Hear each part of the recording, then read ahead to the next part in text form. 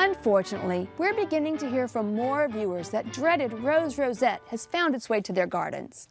Dick Peterson, conservation and environmental expert and former Texas rose wrestler, reports that the disease has struck his antique roses like Martha Gonzalez.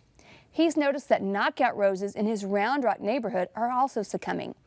Dr. Kevin Ong, director of the Texas Plant Disease Diagnostic Laboratory at Texas A&M, has seen firsthand how this issue wipes out entire swaths of roses as it marches across the map.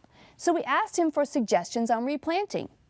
The newest research indicates that rose rosette is spread by Eriophid mites. Dr. Ong suggests waiting at least a month because many roses produce suckers from the roots, a source of infected tissue, which can be picked up and spread by new Eriophid mites. Also, be cautious about replanting roses at all in areas such as Dallas-Fort Worth, parts of Oklahoma, and other areas of the country where many roses have succumbed to rose rosette. Disease prevalence is high in these areas, so reinfestation is quite likely. To find out more about rose rosette and see a map of its spread, visit roserosette.org.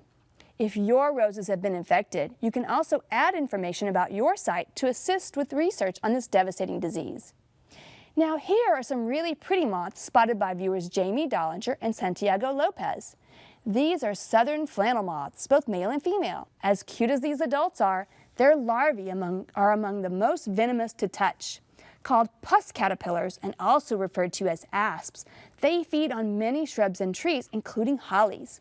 Avoid touching the fuzzy-looking orange-hued caterpillars since the spines can cause extremely painful rashes. Thanks to the helpful folks at Bug Guide on Facebook for their assistance in identifying this one. In South Austin, Cleo Patricic and her 5-year-old son Graham started 5 kinds of sunflowers in late spring to see which will grow taller this summer. Since they live on a green belt, snakes often come into the garden, so they got 2 pygmy Nigerian dwarf goats since Cleo told us that snakes don't like all the stomping about from the goats. To keep them occupied and happy, Cleo's husband Shay made the goats their very own seesaw and platform swing. And from Lebanon, Dr. Sheila Graham-Smith sends pictures from her work at a university this summer.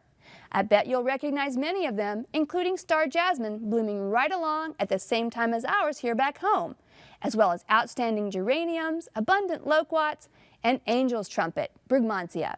And we'd love to hear from you. Click on centraltexasgardener.org to send us your questions, videos, and pictures.